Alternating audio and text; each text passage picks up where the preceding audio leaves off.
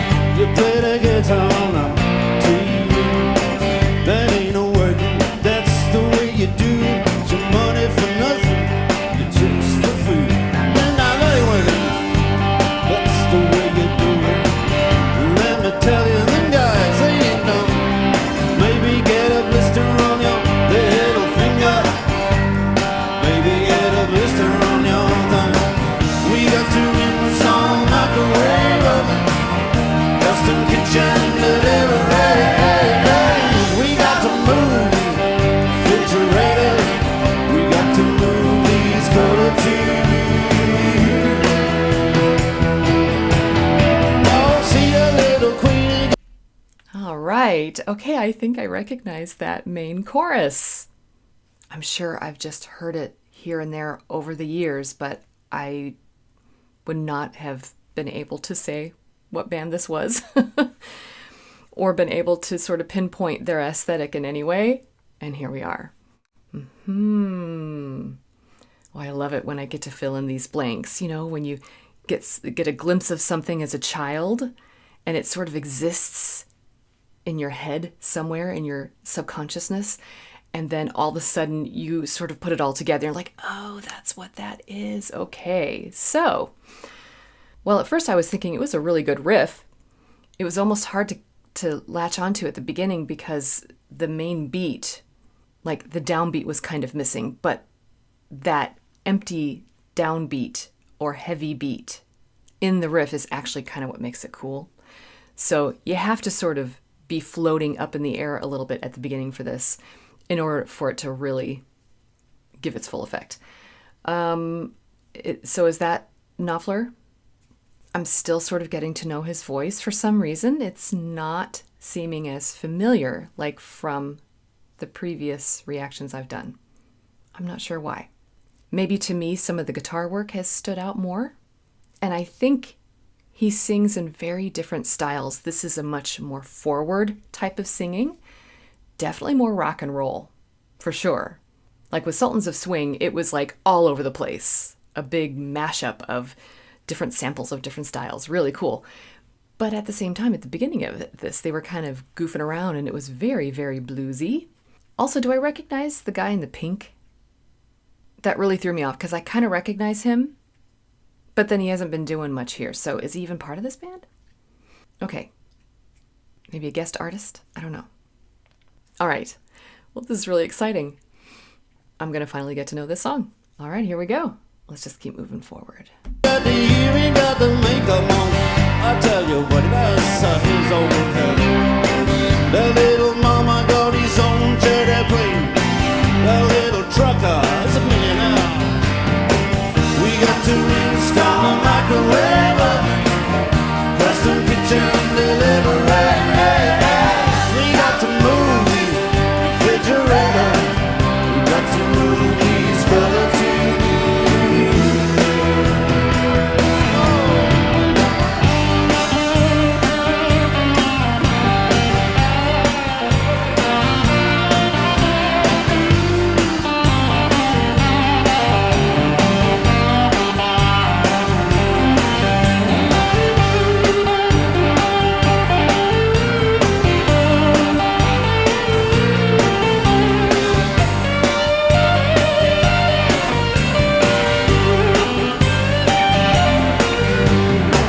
I should have learned to play on that guitar. I should have learned bam and the drums. Don't you look at that, the mama got it sticking in the camera.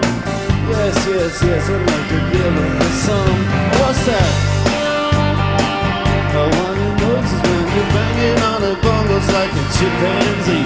That ain't working. No, that's the way you do it. Get your money for nothing and the chicks for free.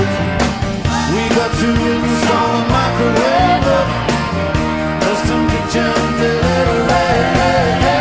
We got to move these refrigerators. We got to move these color TVs.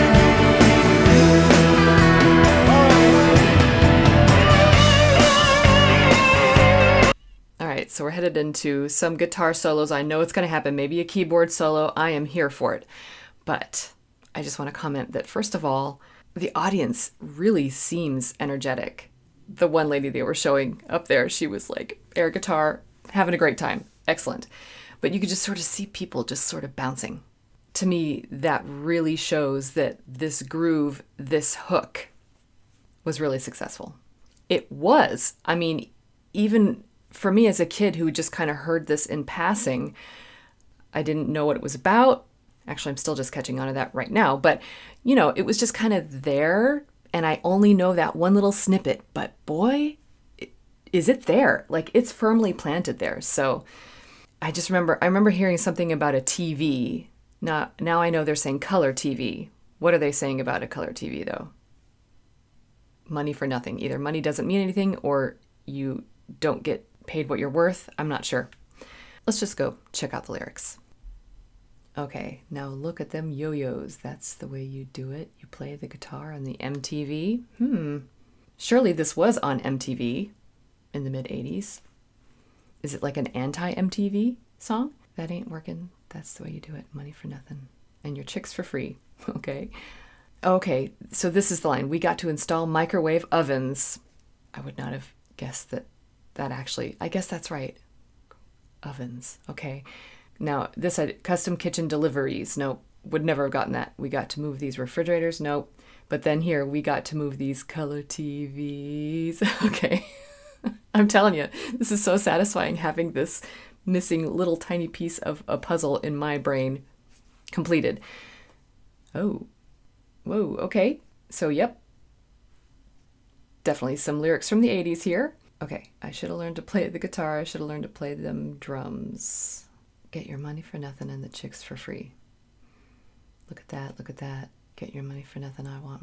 Oh, this is the I Want My MTV song. Okay, I didn't know that. I want my MTV. Is that right? That was on, like, I mean, I watched MTV for a couple of years in the early 90s. Wasn't that like a little promo thing that they did, right? I just remember seeing like an animation with the TV and, you know, Okay, I really hope I'm not making that up. All right. That's so cool. If this is it, that's so cool. And how are they going to do this in the live performance? This is going to be great. Okay. All right. All right. So I think we're getting into maybe an instrumental section here. And I think they were bringing back the pink guy. So let's just see what he's able to do. Here we go.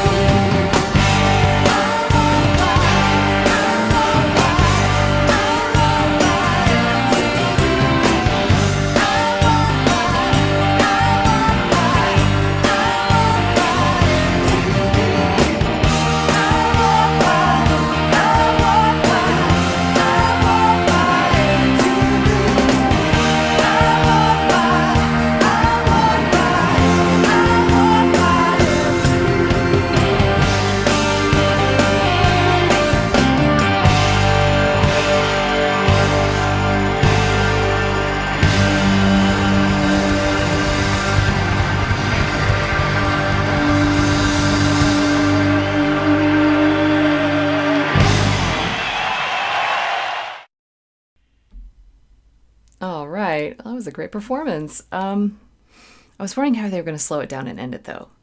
I don't remember how that song ends. Again, I guess I know two parts of the song, the color TV thing and then the I Want My MTV thing. But the rest, I had no idea. So they did sort of the typical modulation tricks at the end of a live performance, being led by the lead guitar, come to a close. Good enough. But does the original fade out? I guess that's what I'm wondering. Because it seems like it would be a good song to do that. Okay. I got so distracted with the I Want My MTV thing when I was reading the lyrics that I sort of forgot to think about the meaning of the rest of the song. I apologize. I think it definitely means like selling out in one way or another, depending on what your profession might be. It could be the music business. It could be any kind of entertainment business, sort of either having to sort of sell your soul for money or that you don't ever get valued for what you actually should be valued for. I don't know. But I think the groove of it matches that, such as just like having to work, the daily grind, that hook, the main guitar riff sort of seems to feed that a little bit. The I Want My MTV, is it like consumerism? I just picture like I want my MTV, like you don't want anything else, you just want the fun things in life. And that sometimes those things are kind of shallow. But the point here is that there is a groove to this, and it is really cool. It does really make me want to keep listening to it. And then they did bring in the pink guy again. And I'm noticing, I'm going to stick with my intuition that he's like a guest artist there because I recognize him and I don't know this group at all, so I don't think I would know. I don't think that's a thing. And the two guitarists, their techniques and styles were very different. And I feel like the beige guy, that's got to be Knopfler. I feel like he fits the song more. He's the one singing. I mean, it's his song. So this other guy is just kind of there for fun, I think. So it was really fun to see Knopfler playing. He has a very interesting technique. It's very unique and it completely works. But I just noticed that it's a little bit different from a lot of other guitarists, including the other one, the pink guy there that was there. Basically, he's just kind of like this rather than this. And again, there's nothing wrong with that. There aren't strict rules necessarily for rock and roll guitar, as opposed to, say, classical violin. So with the violin, that the approach to holding the bow needs to be more round and not like this. Because when you get like this, you get locked and you can't move. And with bowing, you have to be able to move like this. So it's very round and very relaxed, and we don't want to be like that. And so what's interesting is that is sort of Knopfler's approach to his guitar playing. Let's take a look. See, look at his right hand especially. But his left hand is doing the same thing. And he has a really tight vibrato. And there's nothing wrong with that. It's just his style. It's just what he does. That's how he balances his hands on the instrument. But this one, you see his hands are more curved. The pink guy.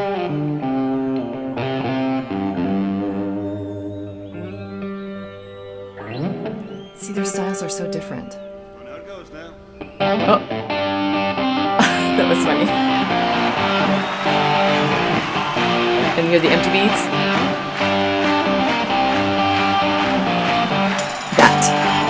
That little empty beat right there. There, you see that hand right there? And again, there's nothing wrong with it. It's just the way his hands want to form. And so for me, I promise it doesn't bother me, but if I saw a young violinist doing that, I would be like, wait, let's just change that bow hold a little bit, because it doesn't work for the violin. For fiddle, it can, because playing the fiddle is a different technique completely than classical violin. But I believe for guitar work, the door is more open for different variations. But it's interesting to have these two guys here as a comparison. Also, so you notice the really fast vibrato. To me, that's like a blues vibrato. I mean, his hand is just very, very tight, and it just almost is just shaking for the vibrato. But it lends itself really well for this bluesy sort of flavor in this music. So I'm also trying to catch some of the other instruments. Sometimes when the musicianship is really good, you don't notice them, and that's kind of a good thing. So the bass work, I was noticing some really great movement there. And then the drums. I believe there was more than one. I saw one guy with the tambourine, but then there was someone else actually on the drum set. Again, I'm trying to remember. I don't think I can think past those two little riffs that I know from when I was a little kid to actually, I don't know, to think of the style of the song. I always thought that song was more like synthesizer kind of sounds and not like a straightforward band with actual acoustic drums. And maybe that is the case, and maybe they're just using live instruments here. But I don't know, I picture that song being more in the realm of like the 80s synthesizer pop and rock genre, but I could be totally wrong. Regardless, the sound that was here worked. It was very comfortable. All right, I also love the chorus. There are lots of different choruses, and the harmonies in there are really interesting. Let's see if we can find one. Really unexpected. We got to install a microwave. Okay, now this... Kitchen delivery. No, that was more traditional. Now here it's different. Okay, so the chorus is more traditional in the built-up chords over the top, where you just kind of have basic chords set up. Just a typical chord up there. But every once in a while, and it's usually just like an interjected couple of words, you hear some more dissonance, different notes picked out up there, and it's usually with men's voices rather than the female backup singers. Let's see if we can hear it. Which words they were. There were just a couple here.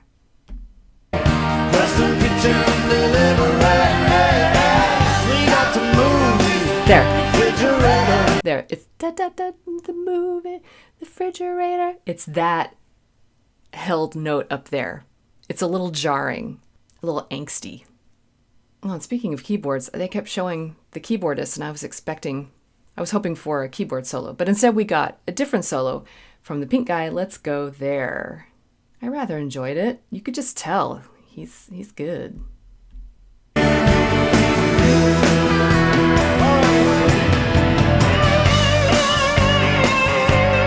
His vibrato's a little wider and varied, and his hands are more round. And it's just, the movement is slower.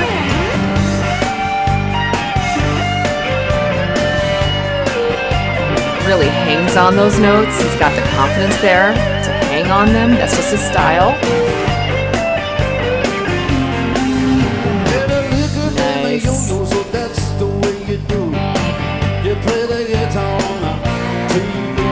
Okay. So this band's from London, right? He sounds like he's from Texas. And that is a funny thing. American bands tend to sort of drop their R's and sound more European. And some European bands tend to bring their R's back in when they're singing, and they sound more American. I've always kind of noticed that. And this is a good example. Hearing this, I would have guessed that this was an American band. So his vocals in general are smooth and cool, but they're also kind of mundane, but like in a cool way. Like, I don't have to push with my voice because I'm cool enough to sit back with it. And that just makes you really think that he's even cooler. The same thing. It's that confidence. That's what I mean. So when the pink guy had that confidence with hanging on to those notes, it's a lot like David Gilmour. It just means that's where he's most comfortable. Bending the pitches and just playing the whole length of the fingerboard. But Knopfler is more finger picky. He stays really close and hangs on to the notes and moves around, and that takes its own confidence to move around to all different notes, especially when you're sort of improvising a little bit. You have to know what you're doing. All right, so I want to go back one more time to the awesome I Want My MTV part.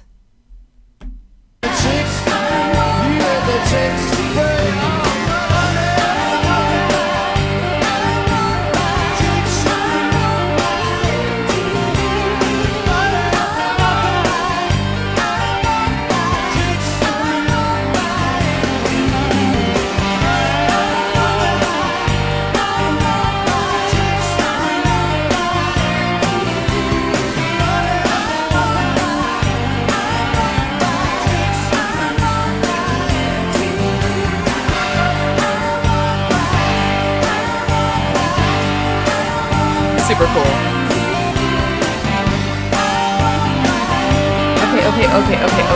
Okay. The pink guy's face just went by, and for a split second, I saw him without his hair showing. That long, flowing, beautiful 80s, mid-80s hair. Okay, what is his name?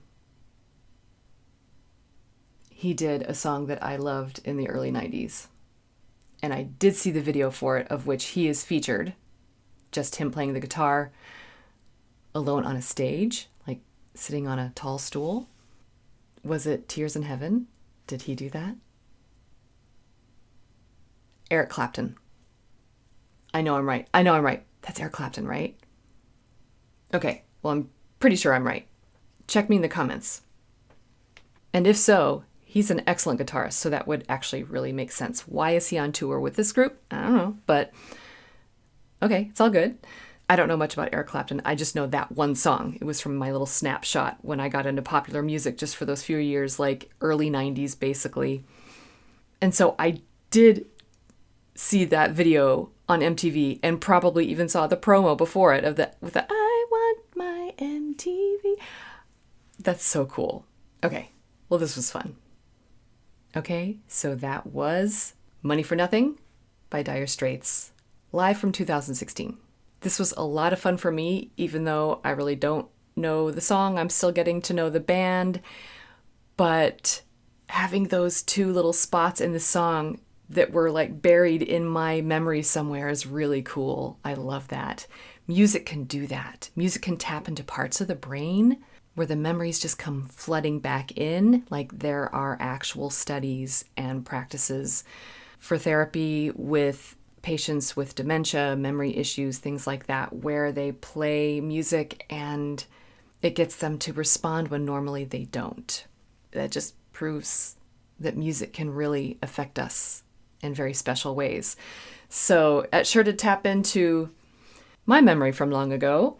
And then also I'm getting to know this band even more. I feel more of a connection to them now. Whereas before I was just like, okay, a group that I didn't know, kind of before my time a little bit. All right. But now I'm like, oh, wait. I overlapped a little bit with these guys. Okay. And they were kind of more mainstream a little bit. And were they happy with that? Again, is this like an anti-MTV thing? And if it is, I love that MTV embraced it because MTV was kind of anti-MTV too. So this was great fun. And I am getting to know this guitar style with Knopfler quite a bit more. I was impressed with my previous reactions, and now that I know he has this ability for this steady, cool groove, I'm like, all right, let's hear some more. So I am here for it. Okay, so be sure to do all the things, like and subscribe. You can find me on Patreon, support the channel on Ko-fi or Throne, become a channel member. And as always, just remember that you don't have to be perfect. Just be okay. And keep listening.